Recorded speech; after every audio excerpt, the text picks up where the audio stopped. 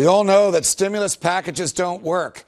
President Bush's TARP and two stimulus packages, which were supported by most of the Republicans, and President Obama's stimulus and jobs bills, which were supported by almost all the Democrats, didn't create any jobs, didn't prevent recession, didn't advance the economy, or to use Secretary Geithner's pet phrase, didn't even enhance liquidity. Yet the money was spent, and we now owe it to those from whom we borrowed it. Earlier this week, Senator Jim Bunning went from hero to goat when he stopped the government from adding a measly $15 billion to the national debt in order to pay some folks not to work, but then caved into pressure from John McCain and other big government Republicans. So why is it that the government just keeps borrowing and spending, getting no discernible improvement, and the government just keeps doing it?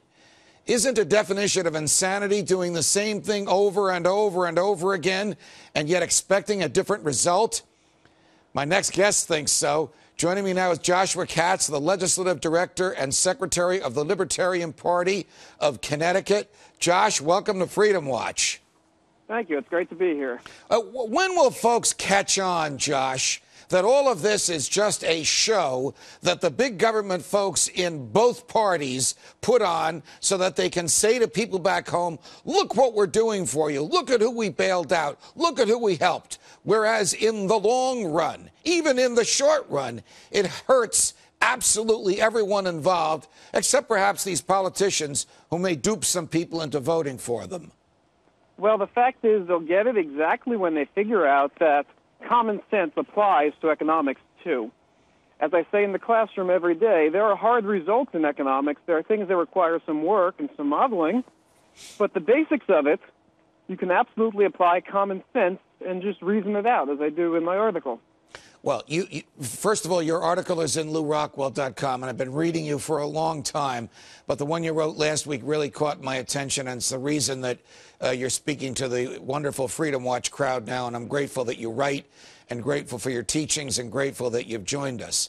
But does the Congress really think, or do you, Josh, believe that the Congress really thinks that it can violate Economics 101? That it can borrow money, print money, create money out of thin air and solve a problem caused by too much borrowing, too much creation, and too much printing of money out of thin air?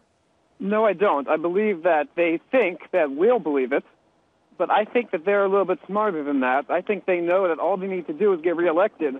All they need to do is, over each short-term period, convince enough of us that they're doing the right thing. It doesn't matter to them what the long-term effect is. And the fact is, the governing class in any country identifies more with the governing class worldwide than with their own citizens. So if they see, oh, this bailout can send money to Greece, for example, and can bail out the governing class there, that's more important to them than what happens here. But they're just betting on us not grasping what's happening. So no, I don't believe that they really think they can do that, but I think they hope that we do. I guess they expect that when the bills come due, it'll be on somebody else's watch. I mean, of all the Republicans who, many of whom suddenly found the free market, I don't know where it was in their minds when George Bush was in the White House, who voted the other day to raise the national debt limit by $1.9 trillion, an almost unimaginable number, Josh. You're an economist. You know this better than most people.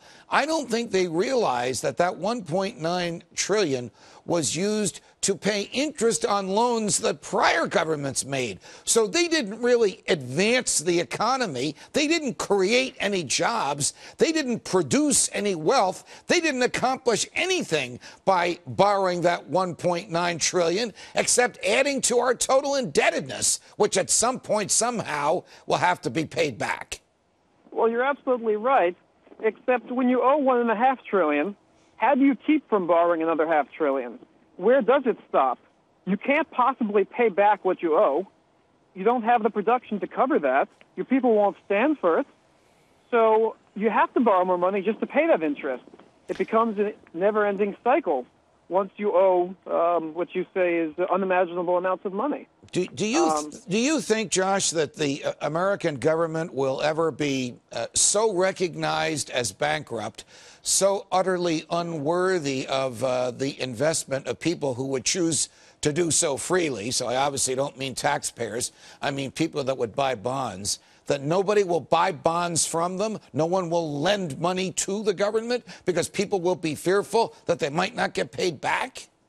Well, when you talk about that, you have to talk about the possibility of 401k and IRAs being mandatory to be turned into annuities. That's exactly their plan.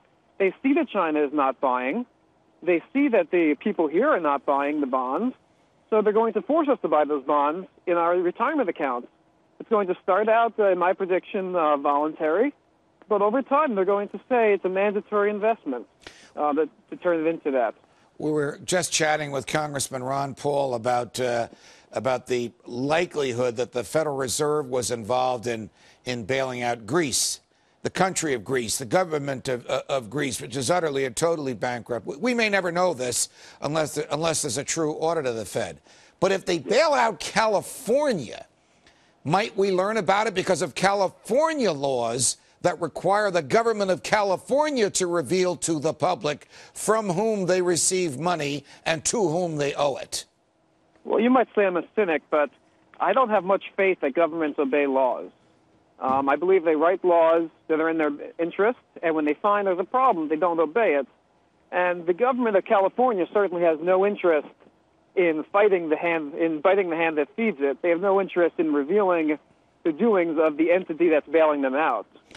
Well, you're right, and you're on the mark, in my view, when you say government doesn't obey its own laws. I mean, the government regularly and routinely breaks its own laws, twists its own laws. I mean, everybody in the Congress, Josh, has taken an oath to uphold the Constitution.